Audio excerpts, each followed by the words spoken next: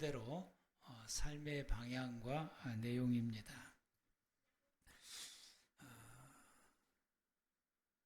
예수님께서 이 성전에 대해서 말씀하실 때에 이 성전을 헐면은 내가 사흘 만에 짓겠다라고 말씀하실 때에 유대 백성들이 이 성전은 45년 동안 지었는데도 아직 완공이 덜 됐는데 그 성전산에 올라가 보게 되고 이 번제단의 규격을 발로 이렇게 재서 이 걸음걸이로 재서 사이즈를 이렇게 보고 또 성소에 있는 그 거리를 이제 규빗을 이제 미터로 계산을 해서 발로 이렇게 걸으면서 사이즈를 이렇게 재보게 되고 높이는 지금 현대 건물로 말하면 한 4층 건물 정도 됩니다. 근데 이것을 이제 이 사이즈를 재면서 이렇게 보니까 이 성전만 이 성전 터도 어마어마하게 큰데 이 성전만의 사이즈가 아주 어마어마하더라고요. 그리고 이 솔로몬 행각을 지어지는 공간도 이렇게 보고 있을 때 이 성전터에 솔로몬 행각을 비롯해서 또 이 성전이 세워지게 되고 연결해서 여인의 뜰까지 연결되어져 있는 그런 그 헤롯 성전을 이렇게 생각을 해봤을 때에 성전산에서 이렇게 묵상하며 생각했을 때 이 성전의 규모가 아주 어마어마합니다. 이 어마어마한 이 성전의 이 규모를 요즘 이렇게 현대 시대에도 이게 뒤지지 않는 그런 엄청난 이 성전을 바라볼 때에 아마 유대인들의 성전에 대한 이 긍지와 자부심이 대단히 컸고 45년간 지었다라고 하는 이 말 속에가 그들이 성전에 대한 긍지와 자부심이 대단히 크다라고 하는 것을 보게 됩니다. 그래서 이 사람들이 이 성전에 대해서 바라볼 때에 성전에 대한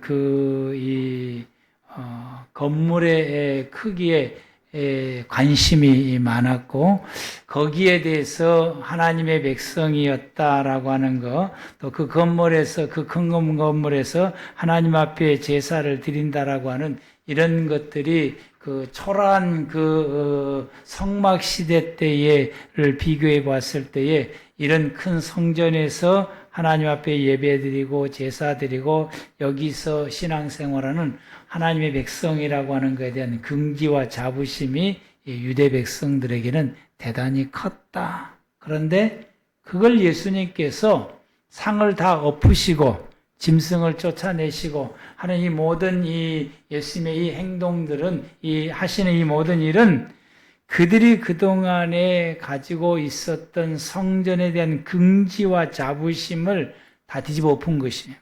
그걸 다 뒤집어 엎은 것이고 그러면서 예수님께서 하시는 말씀이 하나님 앞에서의 성전과 그리고 신앙의 생활의 본질과 그 기능에 대해서 예수님께서 새롭게 세워주시게 됩니다.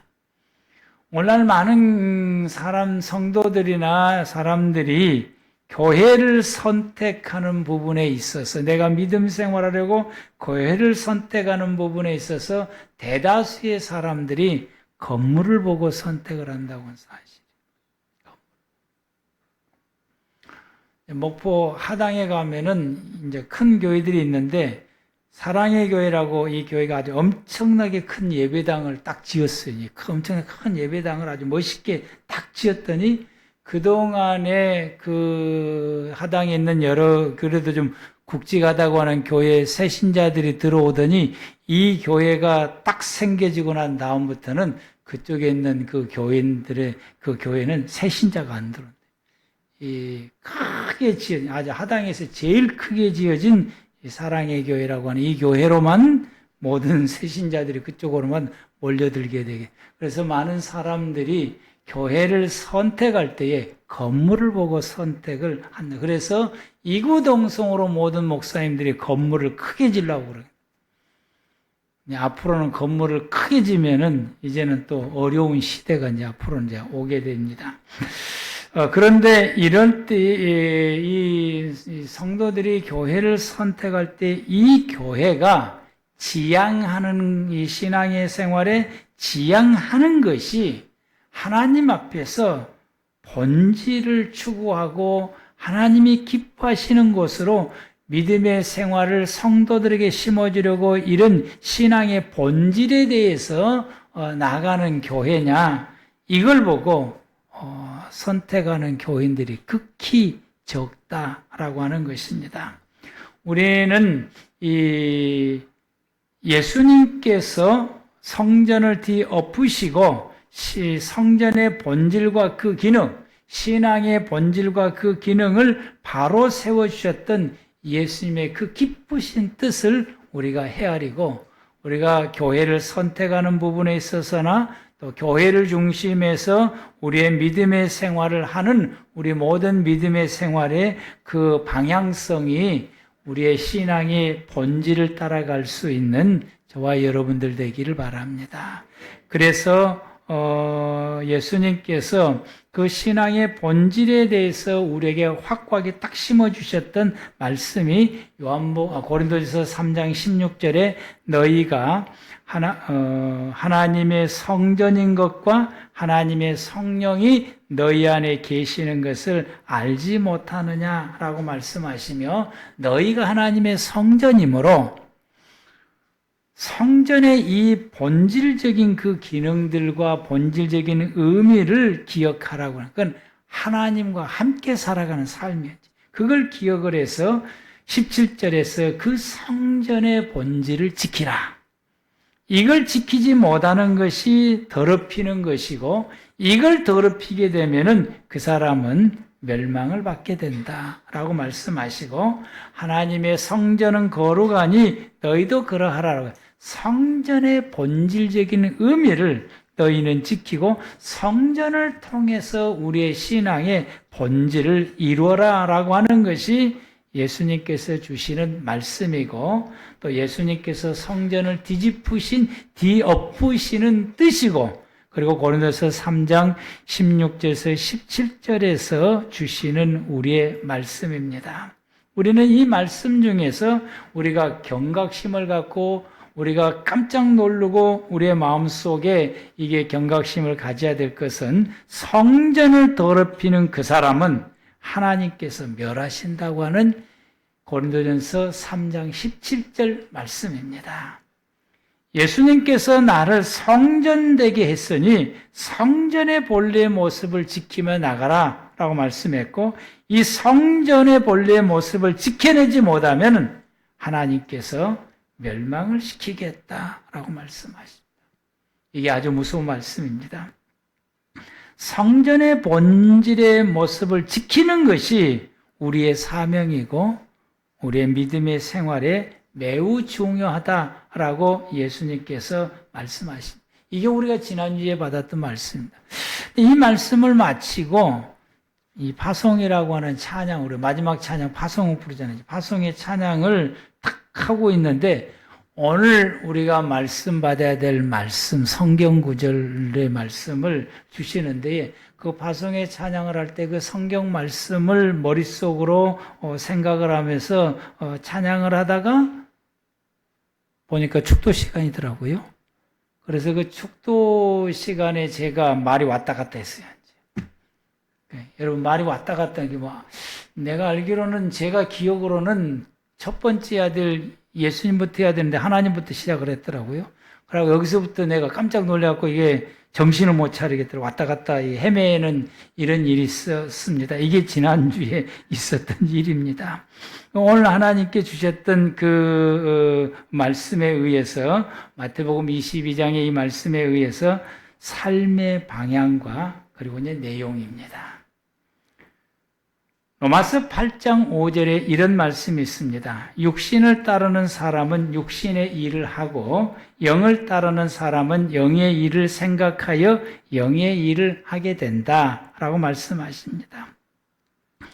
이 말씀은 사람이 살아가는 삶에 있어서 육신으로 살아가는 삶이 있고 영으로 살아가는 삶이 있다라고 말씀을 하시게 됩니다.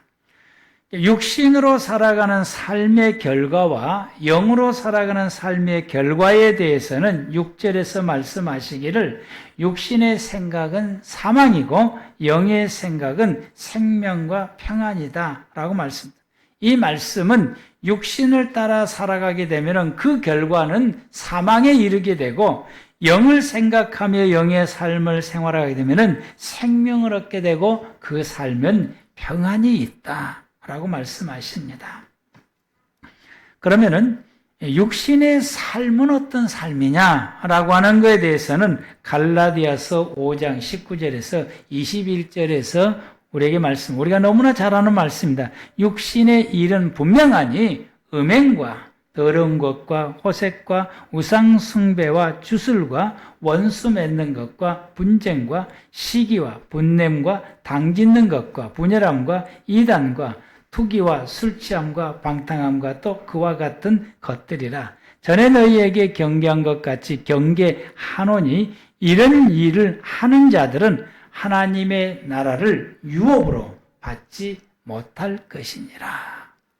이 말씀은 하나님 대신 우상을 숭배하는 것이고 사람들을 대하고 사람과 관계 속에서 생활할 때 시기와 분냄과 분쟁하고 원수 맺고 다투고 싸우고 술 취하고 이렇게 방탕하게 생활해가는 이런 모습이 육신의 모습의 생활이다라고 말씀하시는데 이 말씀이 조금 더 구체적으로 기록된 말씀이 로마서 1장 24절입니다.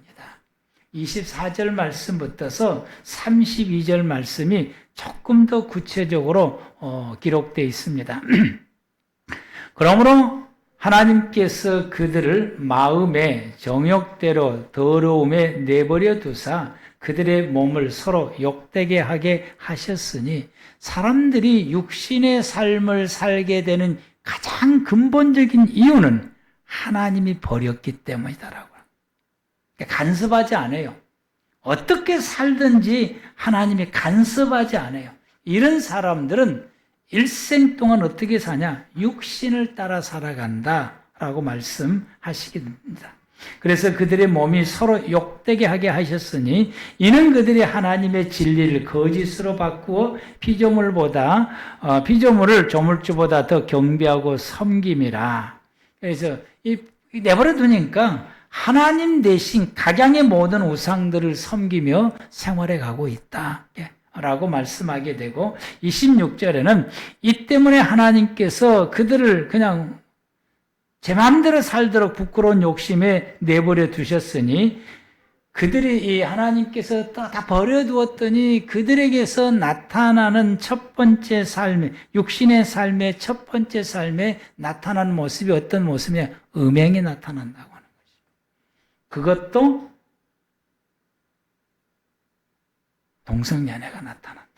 그 말씀이 이제 27절부터 나오는 말씀. 꼭 그들의 여자들도 순리대로 쓸 것을 바꾸어 영리로 쓰며 그와 같이 남자들도 순리대로 여자 쓰기를 버리고 서로 향하여 음욕이 불릴 듯하며 남자가 남자와 더불어 부끄러운 일을 행하여 그들의 그릇됨을 상당한 보응을 그들 자신이 받았느니라.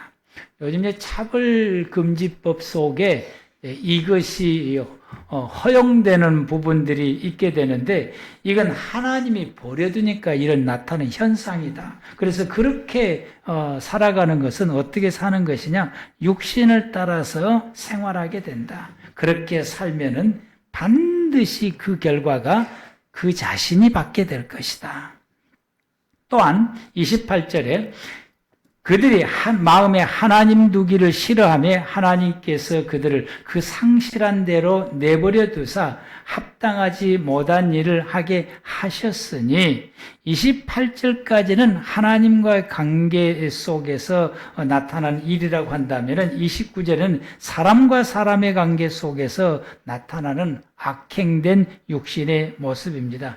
곧 모든 불의와 추악과 탐욕, 악의가 가득한 자요, 시기, 살인, 분쟁, 사기, 악독이 가득한 자요, 수군수군하는 자요, 수군수군은 흉보는 겁니다. 비방하는 자요, 하나님께서 미워하시는 자요, 능욕하는 자요, 교만하는 자요, 자랑하는 자요, 악을 도모하는 자요, 부모를 거역하는 자요, 우매한 자요, 배약하는 자요, 무정한 자요, 무자비한 자라.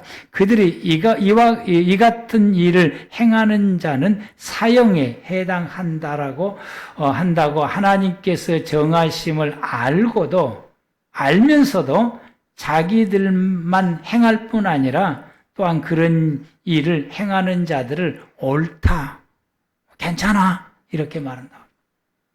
이게 여러분 육신의 삶을 살아가는 모습들입니다.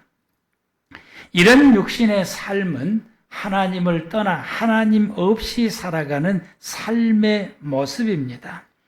그래서 로마서 8장 6절에서 7절 말씀 가운데에서 이들의 삶의 하나님과 관계 속에서 우리가 보았을 때에 7절 말씀에 하나님과 원수가 되고 하나님의 법에 굴복하지도 아니하고 할 수도 없고 육신의 삶을 따라가는 사람은 하나님과 원수가 되고 하나님의 법을 받아들이지도 아니하고 말씀을 받아들이지도 아니하고 말씀대로 살지도 아니하고 또 살 수도 없고 그래서 이 육신의 삶을 살아가는 사람들은 하나님을 기쁘시게 할 수 없다라고 말씀하시며 이 육신을 따라 살아가는 사람은 로마서 8장 13절에 반드시 죽는다.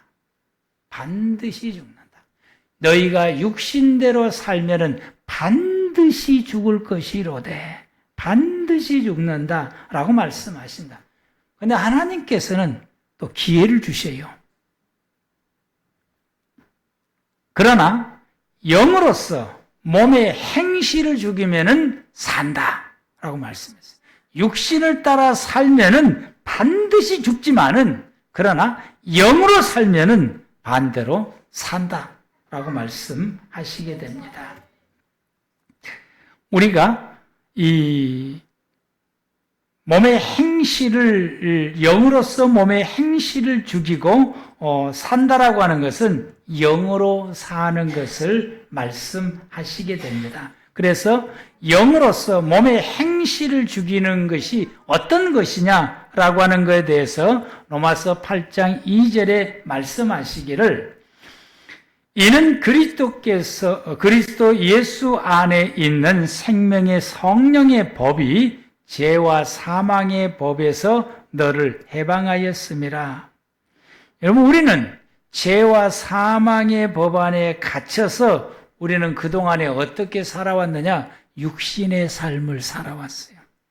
그래서 우리는 죽을 자이고 지옥의 안방에 들어갈 수밖에 없는 사람들이 우리들이었습니다. 그런데 예수님께서 당신 안에 있는 생명의 성령의 법으로 우리를 죄와 사망에 갇혀있는 우리를 해방시켜 주셨습니다.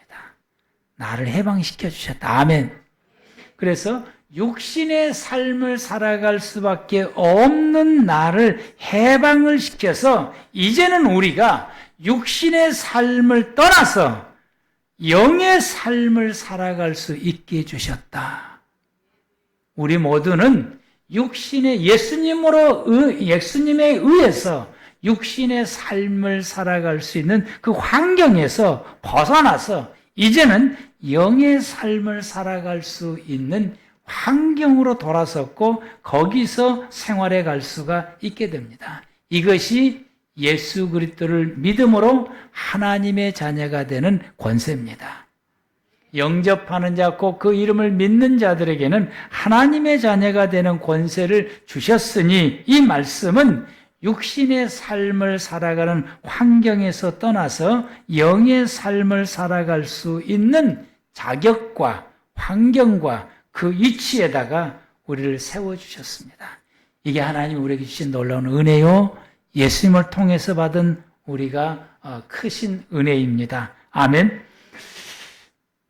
근데 여러분들이 별로 기분이 안 난가 봐요. 아멘이 없어. 아니, 우리를 육신의 삶에서 영의 삶을 살아갈 수 있는 삶으로 돌아서게 해주셨다고 하는 것이 엄청난 큰 은혜요, 엄청난 큰 축복인데 별로 안 달가워 하신가 봐요.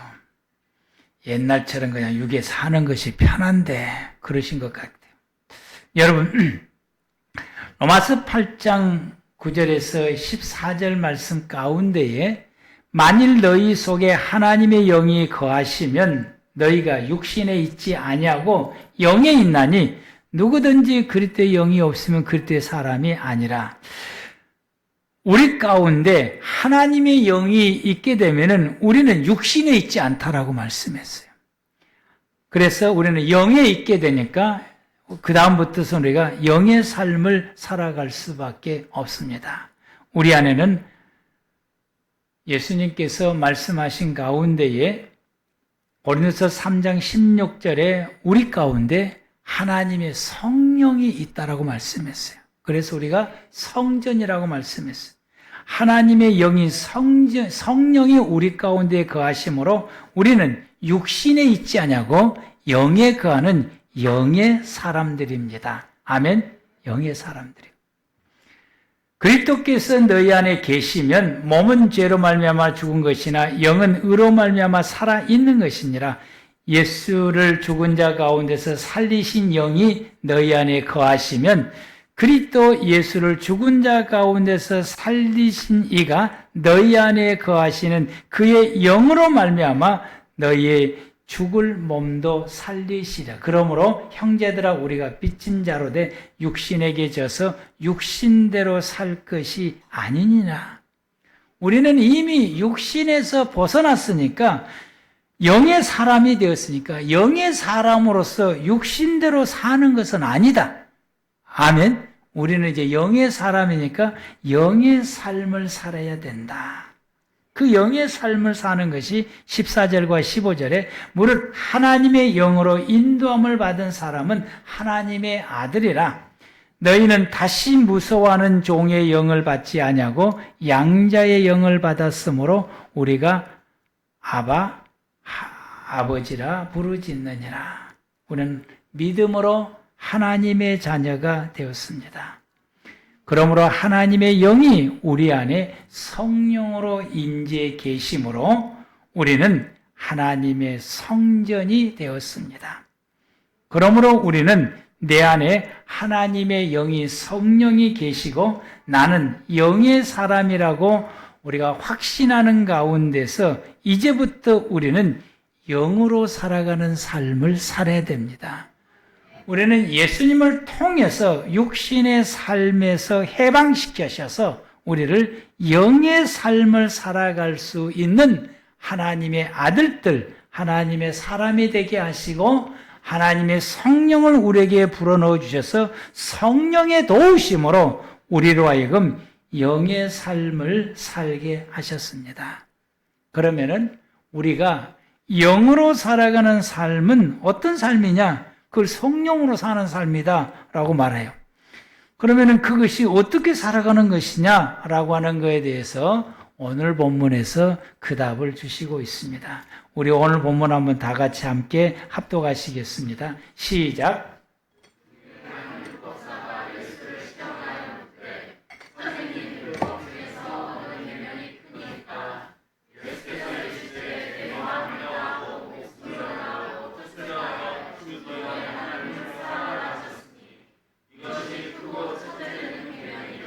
둘째도 그와 같으니 내 이웃을 내 자신과 같이 사랑하라 하셨으니 이 두 계명이 온 율법과 선지자의 강령이니라.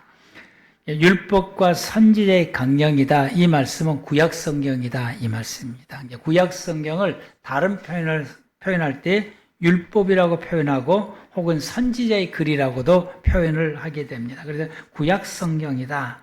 구약에서 말씀하시는 하나님의 말씀이다. 그 말씀이 어떤 말씀이냐? 37절과 39절의 내용인 것입니다. 마음을 다하고 목숨을 다하고 뜻을 다하여 주 내 하나님을 사랑하라. 이것이 크고 첫째 되는 계명이고 둘째는 그와 같으니 내 이웃을 내 자신과 같이 사랑하라. 옛날 성경에는 내 몸과 같이 사랑하라 라고 말씀했습니다.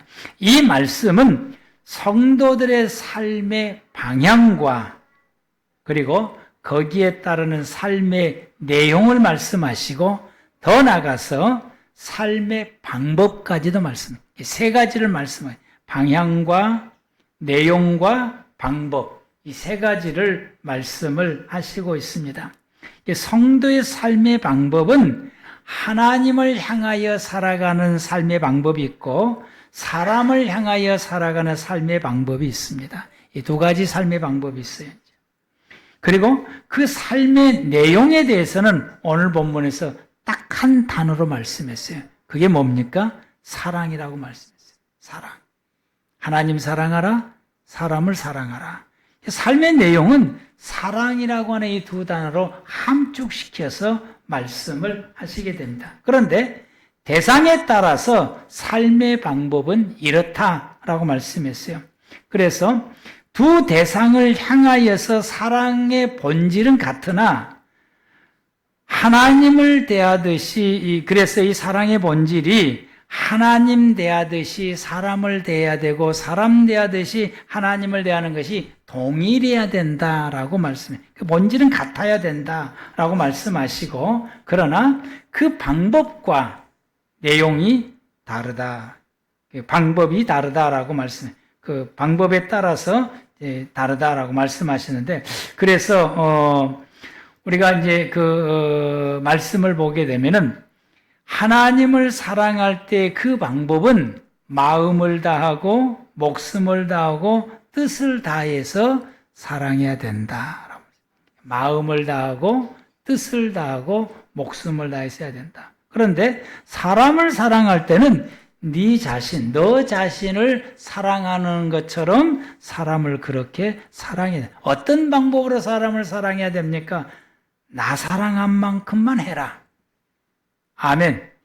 나 사랑한 것만큼 해라 라고 하는 것이 예수님께서 사람을 사랑하는 방법입니다.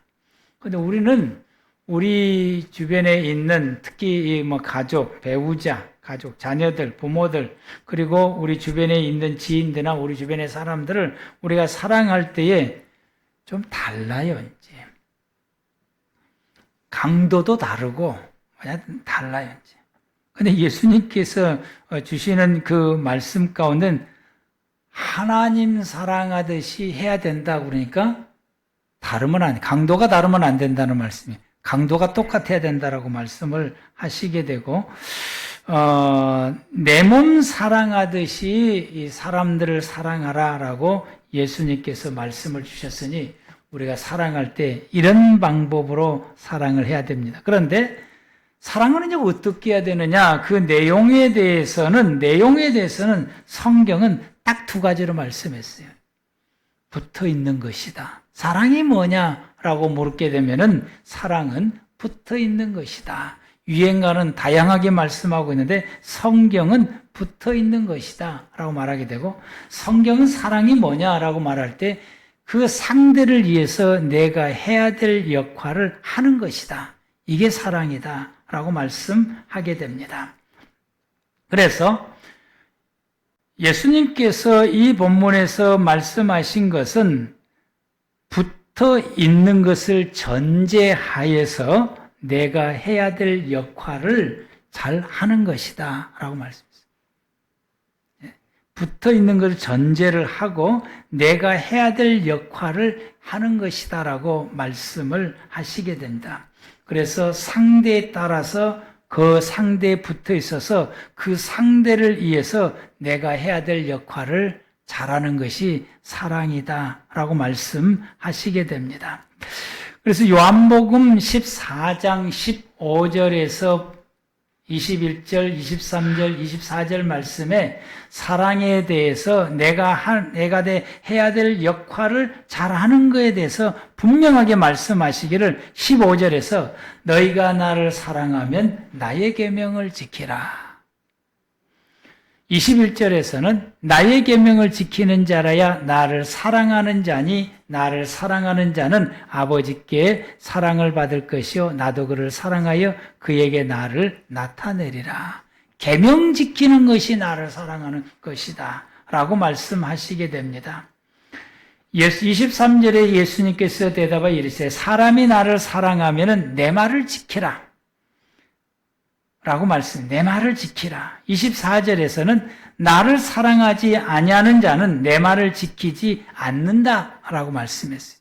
어떤 사람이 나를 사랑하지 않느냐? 내 말을 지키지 않는 사람이 나를 사랑하지 않는 것이고 내 말을 지키는 사람이 사랑하는 것이다 라고 말씀하신다. 계명 지키는 것이 하나님을 사랑하는 것이다 라고 말씀했어요. 계명 지키는 것. 내가 내 주변의 이웃의 사람들에게 내가 해야 될 역할을 하는 것이 내가 그를 사랑하는 것이다 라고 말씀했어요. 이 계명에 대해서는 십계명입니다. 십계명은 1계명부터 10계명이 있는데 하나님을 향하여 지켜야 할 계명은 1계명부터서 4계명이고 사람을 향해서 지켜야 될 계명은 5계명부터서 10계명까지 있습니다. 그 계명의 내용이 PPT에 여러분 보면은 이렇습니다. 너는 나 외에 다른 신들을 내게 두지 마라. 이게 1계명이요. 2계명은 너는 너를 위하여 새긴 우상을 만들지 말고 또 위로나 하늘에 있는 것이나 아래로 땅에 있는 것이나 아무튼 이 계명은 우상 만들지 말고 우상 섬기지 마라. 이것이 두 번째 계명이고 세 번째 계명은 하나님의 이름을 함부로 부르지 마라. 망령되이 부르지 마라. 하나님에 대해서 경외함을 가지라 라고 말씀해요. 그리고 네 번째 계명은 안식일을 기억하여 거룩하게 지키라. 주일을 기억해서 잘 지키라 라고 말씀해요. 여기까지가 우리가 하나님 앞에 지켜야 할 계명이고 이 계명을 지키는 사람은 하나님을 사랑하는 사람이다. 그런데 이 계명을 우리가 어떻게 지켜야 되냐? 마음을 다하고 목숨을 다하고 뜻을 다하고 힘을 다하여 온 힘을 기울여서 지켜야 된다라고 말씀하십니다. 여러분, 주의를 지키기에 여러분이 얼마나 온 힘을 기울이십니까? 여러분, 오직 하나님만 섬기기 위해서 여러분이 얼마만큼 여러분이 마음과 뜻과 온 힘을 다하십니까? 그걸 내가 의식적으로 해서 주님의 계명을 지킬 때에 하나님 말씀하시기를 너는 나를 사랑하는 자구나 라고 말씀하시고 우리가 하나님을 사랑한다라고 하는 것이 증명되는 것입니다. 5계명부터서는 사람을 사랑하는 것을 말씀하십니다. 내 부모를 공경하라. 6계명은 살인하지 말라. 7계명은 간음하지 말라. 8계명은 도둑질하지 말라. 9계명은 내 이웃에 대해서 거짓 증거하지 마라. 10계명은 내 이웃의 것을 탐내지 마라. 아내가 됐든 종이 됐든 그의 재산이 됐든 뭐이 됐든 내 이웃의 것은 탐내지 마라 라고 말씀을 하시게 됩니다. 탐내지 마라. 우리가 이런 말씀들을 지킬 때에 내 이웃을 사랑하는 것이다 라고 말씀을 하게 됩니다. 그런데 이 말씀이 실제 생활 가운데서 적용시켜서 구체적으로 생활에 적용시켜서 생활에 실행해 가며 나아가는 어떤 삶의 지침이 있는데 그 지침을 구약 성경에서는 장로들의 유전이라고 말했어요. 장로들의 유전의 집이 이 계명의 말씀을 우리가 어떻게 잘 지킬 것인가 그런 것들이 기록되어 있는 것이고 신약 성경에 와서는 예수님께서 산상보훈을 통해서 그 본질과 기본적인 자세에 대해서 말씀해 주셨어요. 우리가 하나님을 사랑하면서 말씀을 지켜가는 것이 그 본질이 이런 것이고 기본적인 자세는 이런 것이다라고 예수님께서 산상보훈을 통해서 말씀해 주셨고, 그리고 하나님께서는 바울 서신을 통해서 우리에게 구체적으로 말씀을 했습니다. 이 말씀은 다음 주 우리 함께 말씀을 살피도록 하겠습니다. 기도하겠습니다.